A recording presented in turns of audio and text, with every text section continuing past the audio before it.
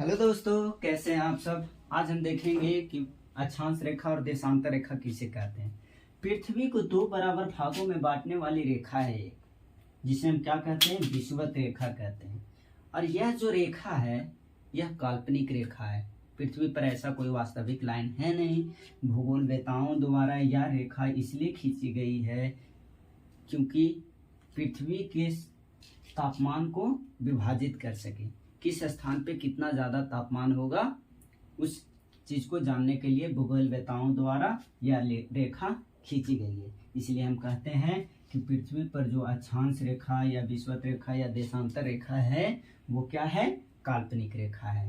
यहाँ तक समझ में आया। इसे हम आगे पढ़ेंगे कैसे तापमान को विभाजित करता है ये रेखा। तो देखिए, पृथ्वी को दो बराबर भागों में बांट दिया जिसे हम क्या कहते हैं, विषुवत रेखा। अब ये दो बराबर भागों में बटा तो ऊपर वाला भाग को उत्तर में है तो इसे उत्तरी गोलार्ध कहेंगे। दक्षिण वाला भाग दक्षिण में है इसलिए इसे हम दक्षिणी गोलार्ध कहेंगे। यहाँ तक समझ में आया दोस्तों। इस विषुवत रेखा को हम 0 डिग्री अक्षांश के रूप में भी जानते हैं। तो यहाँ पे एक जिक्र आ गया अक्षांश। तो अक्षांश किसे कहते हैं, तो अक्षांश रेखा भी एक काल्पनिक रेखा है। ठीक है, अक्षांश रेखा किसे कहेंगे। यहाँ पे देखिए, ये जो भाग है ये ईस्ट की ओर दिख रहा है, ये वेस्ट की ओर दिख रहा है। ठीक है, पूर्व से पश्चिम दिख रहा है। ठीक है, तो पृथ्वी पर पूर्व से पश्चिम की ओर खींची गई काल्पनिक रेखा को हम क्या कहेंगे, अक्षांश रेखा कहेंगे। ठीक है दोस्तों, यहाँ तक समझ में आया। तो यह जो अक्षांश रेखा है पूर्व से पश्चिम की ओर खींची गई है जिसे हम अक्षांश रेखा कह रहे हैं। तो यह भी लाइन तो हमारा पूर्व से पश्चिम की ओर खींची गई रेखा है, यह भी रेखा है। ऐसे ऐसे सारा रेखाएं हो जाएगी, ऐसे ऐसे यहाँ तक रेखा हो जाएगा। अंतिम रूप से एक बिंदु यहाँ आएगा, एक बिंदु यहाँ आएगा। समझ में आया दोस्तों।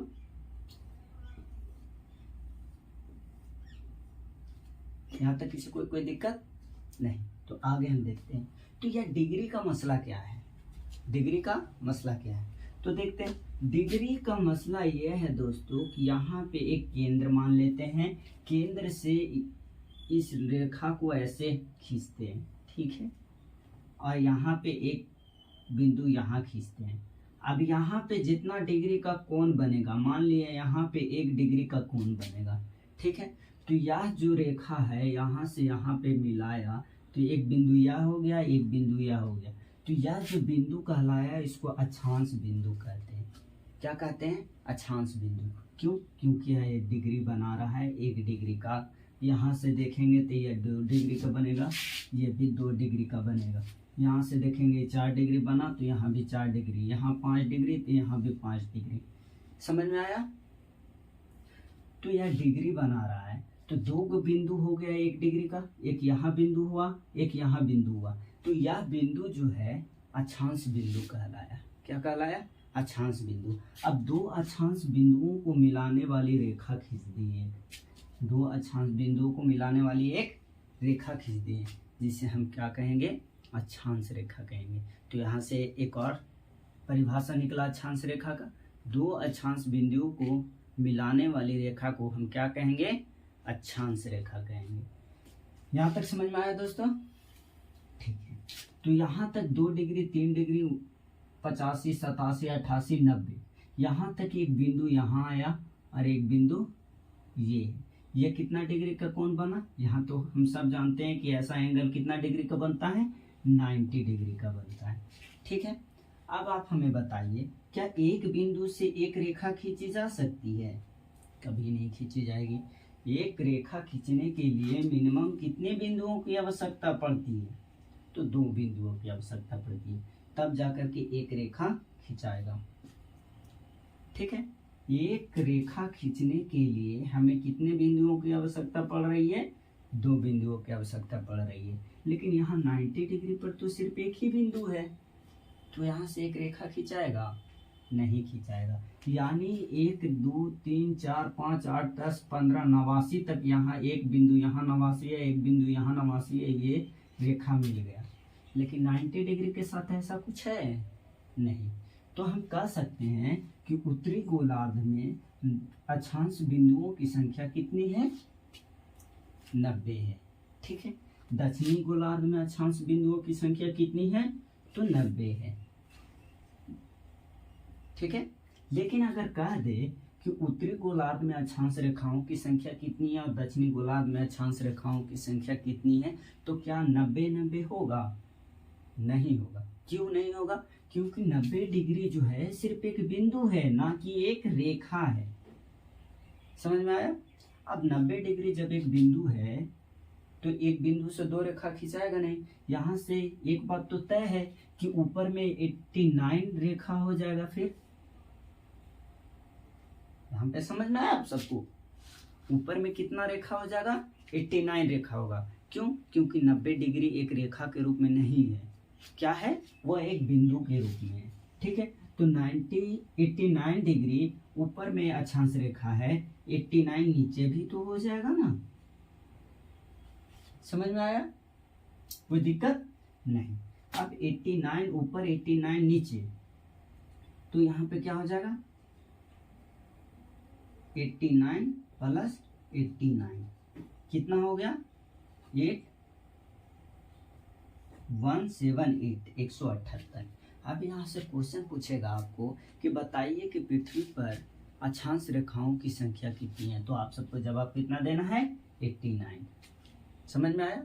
लेकिन यह आंसर भी गलत है। क्यों गलत है? हम सब अभी देखते हैं। हमने क्या कहा? अक्षांश रेखा का परिभाषा में पृथ्वी पर पूर्व से पश्चिम की ओर खींची गई रेखा को क्या कहते हैं? अक्षांश रेखा कहते हैं। या फिर दो अक्षांश बिंदुओं को मिलाने वाली रेखा को क्या कहते हैं? अक्षांश रेखा कहते हैं। तो आप मुझे बताइए, क्या यह जो बिंदु से यह जो बिंदु है 0 डिग्री का एंगल नहीं बनाएगा? बिल्कुल बनाएगा 0 डिग्री का। अब इधर भी देख लीजिए, ये भी 0 डिग्री का एंगल बनाता है। तो 0 डिग्री का एंगल को मिला देंगे तो एक अक्षांश रेखा यहाँ भी बन जाएगा। अब जब ये भी एक अक्षांश रेखा होगा तो यहाँ पे भी हम एक जोड़ेंगे और अक्षांश रेखाओं की संख्या कितनी है? 179 है। समझ में आया? यहाँ पर कोई दिक्कत होना नहीं चाहिए। एक बात इस पे गौर कीजिएगा, क्या आपको यह जो दूरी है, यह दूरी अलग अलग हो सकता है क्या? दूरी कभी भी अलग अलग नहीं होगा। क्यों? क्योंकि यह 1 डिग्री यहाँ हुआ तो 2 डिग्री यहाँ, जिसका बीच का दूरी यहाँ होगा वही बीच का दूरी यहाँ भी होगा, वही बीच का दूरी यहाँ भी होगा, वही बीच का दूरी यहाँ भी होगा। क्यों? क्योंकि अक्षांश रेखा जो है ना, मान लीजिए एक ग्लोब है, दिख रहा है आप सबको? ये ग्लोब पर एक बिंदु यहाँ लें और यही बिंदु को चारों ओर ऐसे करके हम घुमा देंगे। फिर दूसरा बिंदु यहाँ लेंगे, यही बिंदु को लेकर के ऐसे ऐसे हम घुमा देंगे। तो क्या ये दो बिंदुओं को बीच का दूरी अलग अलग होगा? नहीं होगा। इसीलिए हम कहते हैं अक्षांश रेखाओं के बीच की दूरियां समान होती है। तो ये बात निकलता है कि बताइए तो कितना होता है? बात तो है कि आखिर समान होगा तो कितना होगा? तो इसके बीच की दूरी को 111 लिख देंगे और किलोमीटर लगा देंगे। यह क्या हुआ? 111 किलोमीटर। तो अक्षांश के बीच की दूरी कितना हो गया? 111 किलोमीटर हो गया। समझ में आया आप सबको? यहाँ तक किसी को कोई दिक्कत नहीं। चलिए, तो देखिए दोस्तों, हमने देखा क्या कि पृथ्वी पर पूर्व से पश्चिम की ओर खींची गई रेखा को अक्षांश रेखा कहते हैं।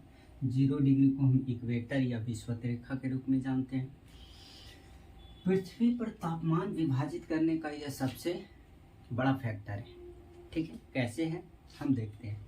ठीक, पृथ्वी पर एक रेखा है जो 23.5 डिग्री है उत्तर में, और एक रेखा है 23.5 डिग्री दक्षिण में। ठीक है, उत्तर वाले 23.5 डिग्री रेखा को हम कर्क रेखा कहते हैं।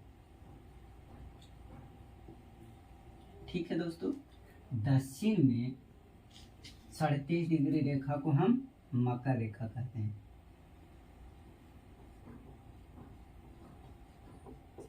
ठीक है दोस्तों, उत्तर में कर्क रेखा को उत्तर में 23.5 डिग्री को हम क्या कहते हैं? कर्क रेखा, और दक्षिण में 23.5 डिग्री को मकर रेखा कहते हैं। आखिर ये 23.5 डिग्री का फैक्टर क्या है? हम क्यों 23.5 डिग्री का ले रहे हैं? क्योंकि 90 डिग्री तक तो है, लेकिन 23.5 डिग्री का ही बात क्यों कर रहे हैं? 23.5 डिग्री का जिक्र ही क्यों कर रहे हैं? तो देखिए क्यों कर रहे हैं। उसकी भी बात करते हैं। सूर्य जो है दोस्तों पृथ्वी पर लंबवत चमकती है। सूर्य जो है पृथ्वी पर क्या होता है, लंबवत चमकती है, डायरेक्ट फोकस डालती है। तो डायरेक्ट फोकस कौन अलग अलग समय में अलग अलग जगह पर डालती है। तो देखते हैं किस समय में कहाँ पे डायरेक्ट फोकस डालती है और किस समय में नहीं डालती है। तो एक डेट आप लोग को याद रखना है, 22 दिसंबर, ठीक है। एक डेट क्या याद रखना है, 22 दिसंबर, ठीक है। 22 दिसंबर को दोस्तों सूर्य जो है, एक मिनट यहाँ पे लिख देते हैं 22 दिसंबर, ठीक है। सूर्य जो है 22 दिसंबर को पृथ्वी पर अपना प्रकाश दक्षिणी गोलार्ध में कहाँ डालती है, मकर रेखा पर डालती है। यानी सूर्य यहाँ है और सूर्य की प्रकाश डायरेक्ट कहाँ डाल रहा है, इफेक्ट मकर रेखा पे। कितना तारीख को, 22 दिसंबर को। समझ में आया दोस्तों। 22 दिसंबर को सूर्य की रेखा जो है कहाँ इफेक्ट डालता है, डायरेक्ट फोकस कहाँ डालता है, मकर रेखा पे डालता है। यानी जब यहाँ पे अपना सूर्य का प्रकाश डायरेक्ट पड़ेगा दोस्तों, तो आप मुझे बताइए कि इस क्षेत्र में गर्मी होगा कि ठंडा होगा। जाहिर सी बात है, सूर्य का प्रकाश यहाँ डायरेक्ट डालेगा तो यहाँ पे गर्मी का मौसम रहेगा, ठीक है। अब जब यहाँ पे गर्मी का मौसम रहेगा तो बताइए उत्तर में क्या होगा, ठंडा का मौसम होगा। क्यों होगा ठंडा का मौसम, देखिए सूर्य का किरण जो तिरछा पड़ रहा है, यहाँ से यहाँ जाना पड़ रहा है, इसको कहाँ जाना पड़ रहा है, यहाँ से यहाँ जाना पड़ रहा है। तो दूरी ज़्यादा तय करना पड़ रहा है कि नहीं। अब जब दूरी ज़्यादा तय करना पड़ेगा तो हीट भी कम पहुँचेगा। अब जब हीट कम पहुँचेगा तो वहाँ क्या होगा, ठंडा का मौसम होगा। कैसे, आप देखते होंगे दिसंबर में आपके क्या, हमारा स्थिति भारत को देखें तो भारत यहाँ है, कर्क रेखा भारत को बीचों बीच से काटती है। तो भारत की स्थिति कहाँ है, यहाँ है, ठीक है। तो आप बताइए कि दिसंबर के महीने में आपको ठंडा लगता है या फिर गर्मी लगता है, ठंडा लगता है। आप सब जानते हैं कि दिसंबर के महीने में आपके क्या ठंडा लगता है। एक डेटा कोई क्या याद करने के लिए हमने बोला 22 दिसंबर को, ठीक है। सूर्य जो है एक महीना में 8 डिग्री उत्तर खिसकता है। क्या करता है, उत्तर खिसकता है और फिर दक्षिण खिसकना प्रारंभ करता है। यानी इससे हम कह सकते हैं कि सूर्य की स्थिति एक महीना में 8 डिग्री का अंतर लाता है। सूर्य का स्थिति एक महीना में क्या लाता है, 8 डिग्री का अंतर लाता है। तो आप बताइए कि एक डिग्री कितना दिन में हुआ, 8 डिग्री एक महीना में आ रहा है, तो 3 महीना में कितना आ जाएगा, 24 डिग्री लगभग। समझ में आया दोस्तों। एक महीना में 8 डिग्री का अंतर आया तो 3 महीना में कितना डिग्री का अंतर आएगा, 24 डिग्री का अंतर आएगा। तो आप बताइए आप कितना डिग्री है, लगभग 23.5 डिग्री यानी 24 डिग्री का अंतर में हैं आप। तो 3 महीना आप यहाँ से जोड़िए, दिसंबर से कितना दिन जोड़िए, 3 महीना। तो दिसंबर, जनवरी, फरवरी, मार्च, जनवरी, फरवरी, मार्च, यानी 21 मार्च को कहाँ रहेगा, सूर्य के प्रकाश कहाँ पड़ेगा, सूर्य का प्रकाश जो है डायरेक्ट फिर विषुवत रेखा पर पड़ना प्रारंभ कर दे। समझ में आया दोस्तों। सूर्य का स्थिति कहाँ आ जाएगा, 3 महीना बाद यानी मार्च में विषुवत रेखा पर पड़ेगा, ठीक है। अब यहाँ से आप 3 महीना फिर जोड़िए, अप्रैल, मई, जून, यानी 21 जून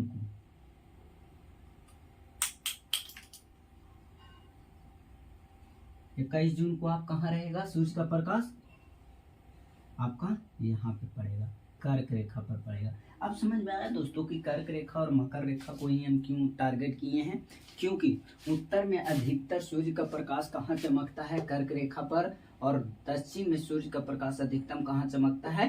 मकर रेखा पर। मकर रेखा से नीचे और कर्क रेखा से ऊपर सूर्य का प्रकाश नहीं पड़ता है।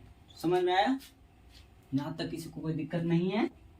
चलिए, सूर्य का प्रकाश यहाँ अंतिम रूप से और यहाँ अंतिम रूप से पड़ता है, इसीलिए हम इसको टारगेट किए हुए हैं कर्क रेखा और मकर रेखा को। तो देखिए दोस्तों, सूर्य की स्थिति 22 दिसंबर को कहाँ था? मकर रेखा पर। एक ही डेट आप लोग को याद करना है और 3-3 महीना जोड़ते चला जाना है, ठीक। अब देखिए, सूर्य का प्रकाश जब यहाँ पड़ रहा है तो यहाँ कौन दिन होगा? गर्मी का मौसम होगा। तो गर्मी का मौसम यहाँ होगा तो यहाँ कौन सा मौसम रहेगा? ठंडा का मौसम रहेगा। समझ में आया? भारत में कौन सा मौसम रहेगा? ठंडा का मौसम रहेगा, ठीक है। अब देखिए, यहाँ पे गर्मी के दिन में बड़ा दिन होता है कि ठंडा के दिन में? आप सब जानते हैं कि गर्मी के दिन में बड़ा दिन होता है। तो पूछेगा आपसे क्वेश्चन कि आप बताइए कि दक्षिणी गोलार्ध में बड़ा दिन कब होता है? तो क्या आंसर देना है? 22 दिसंबर को। अब जब यहाँ पे बड़ा दिन होगा तो रात क्या होगा? छोटा होगा। तो ये भी क्वेश्चन पूछता है कि बताइए कि दक्षिणी गोलार्ध में छोटा दिन कब होता है? तो 22 दिसंबर को ही क्या होता है? छोटा दिन होता है। समझ में आया? अच्छा, ये भी मैटर है कि आप बताइए कि जब यहाँ पे बड़ा दिन है तो रात कहाँ बड़ा होगा भाई? जब यहाँ बड़ा दिन है तो दिन छोटा कहाँ होगा? तो जाहिर सी बात है कि दिन छोटा यहाँ होगा। जब यहाँ गर्मी होगा तो यहाँ क्या होगा? सर्दी होगा। क्यों? क्योंकि सूर्य का प्रकाश यहाँ से यहाँ जाने में बहुत टाइम लगाता है। जब टाइम ज़्यादा लगाएगा तो प्रकाश कम पहुँचेगा, और कम प्रकाश पहुँचेगा तो हीट कम रहेगा, और हीट कम रहेगा, गर्मी कम रहेगा तो क्या होगा? ठंडा का मौसम होगा। गर्मी ज़्यादा रहता तब ना गर्मी का मौसम होता है, और जब गर्मी कम है तो ठंडा का मौसम है। तो यहाँ पे क्या हो जाएगा? बड़ा रात हो जाएगा। आप देखते होंगे आपके यहाँ ठंडा के दिन में रात बहुत होता है, बड़ी देर तक सूतता है सब। अब देखते देखते कहेगा कि कितना देर से सुतल है। 9 बजे देखिए, आपको 5 बजे बेड डूब जाएगा, और सुबह भी लेट से होता है, 8-9 बजे किरण फूटता है। तो क्या हुआ? रात बड़ा हो गया, दिन छोटा हो गया। समझ में आया? तो गर्मी के दिन में यहाँ पे क्या हो जाएगा? जब यहाँ गर्मी पड़ेगा तो यहाँ ठंडा होगा, और ठंडा में आप जानते हैं क्या क्या होता है। अब मैटर होता है कि जब 21 जून को यहाँ पे क्या हो जाएगा? सूर्य का प्रकाश पड़ेगा तो यहाँ क्या होगा? गर्मी का दिन होगा। क्या होगा? गर्मी का दिन होगा, ठीक है। जब यहाँ गर्मी का दिन होगा तो यहाँ क्या होगा? ठंडा का दिन होगा। जब यहाँ गर्मी का दिन होगा तो दिन बड़ा यहाँ होगा। जब दिन यहाँ बड़ा होगा तो रात यहाँ छोटा होगा, और जब यहाँ रात छोटा होगा तो रात यहाँ बड़ा होगा, और जब रात यहाँ बड़ा होगा तो दिन यहाँ छोटा होगा। समझ में आया दोस्तों? तो ये एक बात आता है कि चलिए भाई कि यहाँ बड़ा भी तो कह दिए, यहाँ रात छोटा, यहाँ भी रात छोटा बता दिए, तो कोई ऐसा समय तो होगा ना जहाँ पे दिन और रात दोनों बराबर होगा। हाँ, सही बात है। हमने क्या कहा कि सूर्य का अंतिम रूप से कहाँ पहुँचता है? यहाँ पहुँचता है और यहाँ पहुँचता है, और यही दोनों के बीच में घूमते रहता है सूर्य का प्रकाश। तो 21 जून को तो यहाँ बता दिए, तो 21 जून के बाद इन्हें नहीं न जाएगा, पुनः सूर्य का प्रकाश इधर लौटना प्रारंभ कर देता है। जब इधर लौटना प्रारंभ करेगा तो 21 जून से जोड़िए, 21 जून से जुलाई, अगस्त, सितंबर, यानी सितंबर में कहाँ आ जाता है? सूर्य का प्रकाश 0 डिग्री विषुवत रेखा के पास कहाँ आता है? 0 डिग्री विषुवत रेखा पर। तो देखिए, अब यह किस तिथि को आता है? तो 23 सितंबर को आता है दोस्तों। कितना तारीख को आता है? 23 सितंबर को। अच्छा, अब ये बात बताइए, जब सूर्य का प्रकाश यहाँ पड़ेगा तो इस रेखा में ज्यादा प्रकाश पड़ेगा कि इस रेखा में प्रकाश ज्यादा पड़ेगा? कमेंट कीजिएगा आप लोग, देखते हैं किसका आंसर सही है। तो देखिए, सूर्य का प्रकाश जो है यहाँ भी बराबर पड़ेगा, यहाँ भी बराबर पड़ेगा। तो आप बताइए, जब सूर्य का प्रकाश दोनों जगह बराबर पड़ेगा तो दिन की अवधि दोनों जगह बराबर होगा कि नहीं? जाहिर सी बात होगा, दोनों जगह बराबर होगा। अब जब दिन की अवधि दोनों जगह बराबर होगा तो रात बड़ा छोटा होगा? नहीं, दोनों बराबर ही होगा। समझ में आया? एक बात और है, ये क्या है? पोल है। जिसको हम लोग ध्रुव बोलते हैं, यहाँ पे हमेशा बर्फ जमा हुआ रहता है। क्यों जमा हुआ रहता है? क्योंकि देखिए सूर्य का प्रकाश यहाँ से यहाँ पहुँचने में बहुत भार पड़ता है, इसको बड़ी दूर है ये, यहाँ से यहाँ भी इसको बड़ी दूरी पड़ता है। क्या होता है? दूर पड़ता है। तो जब सूर्य का प्रकाश बहुत कम मात्रा में पहुँचेगा तो वहाँ पे तापमान भी बड़ी कम रहेगा। जब तापमान बहुत कम रहेगा तो जाहिर सी बात है वहाँ पे ठंडा रहेगा, और ठंडा इस कदर रहता है कि वहाँ पे बर्फ जम जाता है।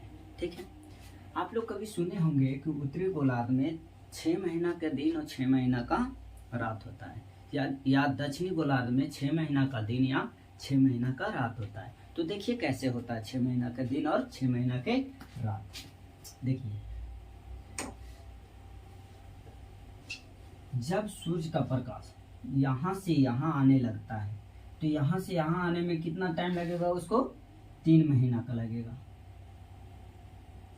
ठीक है, यहाँ से यहाँ आना प्रारंभ करेगा तो यहाँ से यहाँ इसको जाने में सूर्य का प्रकाश बहुत दूर पड़ेगा, जिससे कि यहाँ का प्रकाश पहुँचवे नहीं करता है। ठीक है, अब जब नहीं पहुँचेगा तो यहाँ अंधेरा रहेगा यानी रात रहेगा। तो 3 महीना इसको यहाँ से यहाँ आने में लगा, तो 3 महीना तो पक्का यहाँ पे रात रहेगा। तो 3 महीना में जाएगा भी तो 3 कितना हो गया? 6 महीना। क्या हो गया? 6 महीना। यहाँ से यहाँ आने में और यहाँ से यहाँ जाने में 6 महीना तक यहाँ सूर्य का प्रकाश पड़ा ही नहीं, इसलिए उत्तरी गोलार्ध में 6 महीना तक रात रहेगा। तो 6 महीना तक दिन कहाँ रहेगा? तो जब इधर आना प्रारंभ करेगा तो यहाँ पे 6 महीना का दिन रहेगा। यही प्रोसेस को अगर हम उलट दें कि 3 महीना इधर जाएगा और 3 महीना तक आएगा, तो 6 महीना तक इधर उत्तरीय गोलार्ध में सूर्य चक्कर लगाते रह गया, तो उत्तर में क्या हो जाएगा? दिन हो जाएगा। ठीक है, तो उत्तर में दिन होगा तो दक्षिण में क्या हो जाएगा? रात हो जाएगा। समझ में आया दोस्तों क्या होता है तापमान का विभाजन, कैसे होता है? अब इससे यह जो है यह फैक्टर आपको इसलिए बताएं ताकि हम आपको विश्व की जलवायु से संबंधित कुछ घटनाओं को बता सकें, विश्व के वनस्पति को कुछ समझा सकें। तो आगे हम लोग अगला वीडियो में देखेंगे विश्व के वनस्पति और विश्व की जलवायु के बारे में। कौन सा वनस्पति कितना घना होता है, सवाना क्या है, बेल्ट क्या है, डाउन्स क्या है, इन सबों के बारे में हम लोग आगे जिक्र करेंगे। नेक्स्ट वीडियो में मिलते हैं हम लोग।